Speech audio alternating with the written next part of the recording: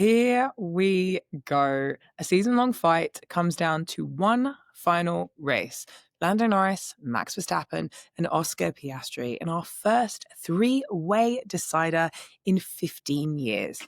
Three drivers, one finale, and everything to play for. Yas Marina will be the decider of the 2025 Formula One Drivers' World Championship. Now, for a track that looks quite simple, the race actually here isn't. Abu Dhabi is one of the most complete tests of a car across the entire season. Now, let's begin with the track. It's got a bit of everything. Sector 1 demands rotation and direction change with confidence. Sector 2, pure efficiency. Two long DRS zones, long flat-out phases, high-speed braking. Sector 3 is where everything tightens up. Traction, thermal, control, stability. They all decide your lap time. Super technical. Drivers will describe it as a Mickey Mouse style Sector 3.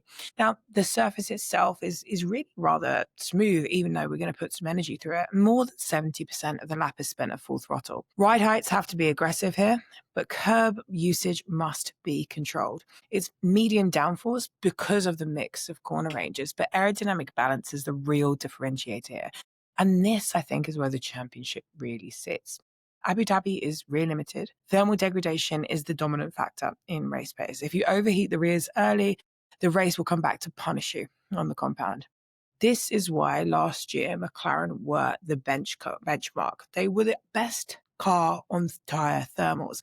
They maintained the traction without killing the rears, and Sector 3 was their strongest zone. They don't need to compromise one lap to get it. It'll be interesting to see if it's the same story now, especially after the disqualification in Las Vegas, the city that sits right behind me now. Now, Red Bull arrive with the best efficiency in Sector 2 and the most experienced driver and pit wall in title deciders. Right now, Red Bull are performing at the top of their game. Phenomenal strategy call by Hannah Schmitz and her team in Qatar to be able to nail that position. Verstappen knows how to handle the pressure, and Tsunoda gives Red Bull a powerful strategic tool to influence the race with a rear gunner ready if they need to shape windows around Lando Norris.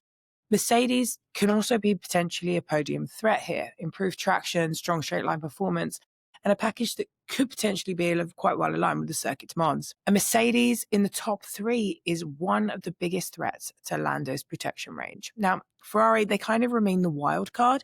Their operating window is narrow, but the warm climate may help with the tyre warm-up. They could disrupt the race. They can nail the execution and track position in qualifying, even if the raw pace itself isn't necessarily on that podium level. Now, let's look at the title picture, because this is where the race becomes a logic puzzle.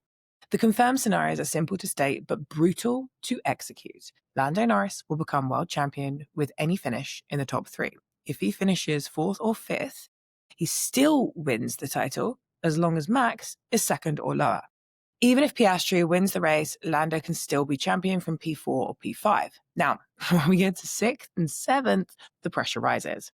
Verstappen must still be second or lower, and Piastri must be second or lower too. From 8th or worse, the field becomes relevant. A Ferrari or Mercedes finishing ahead of Verstappen changes the thresholds. Verstappen has only 3 paths to the title. Win and hope Lando Norris finishes 4th or worse. Finish 2nd, and Lando Norris must be 8th or lower. Finish 3rd, Lando must be 9th or lower. You get what I mean, etc., etc.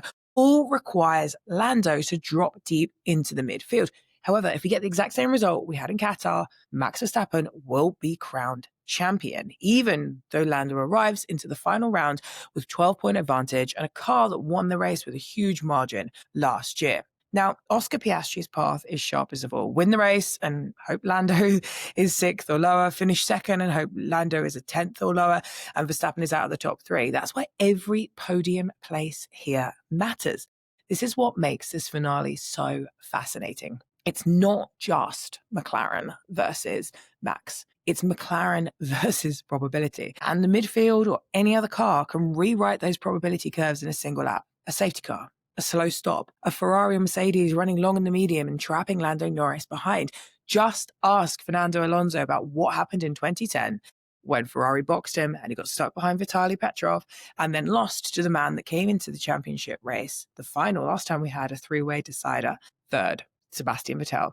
Suddenly, a safe title becomes a vulnerable title. Finales also change driver behavior. Not everyone is racing the title contenders. Some defend less, some defend more, some take strategy risks because it's the last race of the year. We saw it in 2012 Brazil when Vettel surged back from the rear with cars not racing him. Not that I'm better, that I still didn't win the championship that year with Fernando Alonso. We had it for 5 laps and then we lost it. We saw it in 2021. Remember one more thing.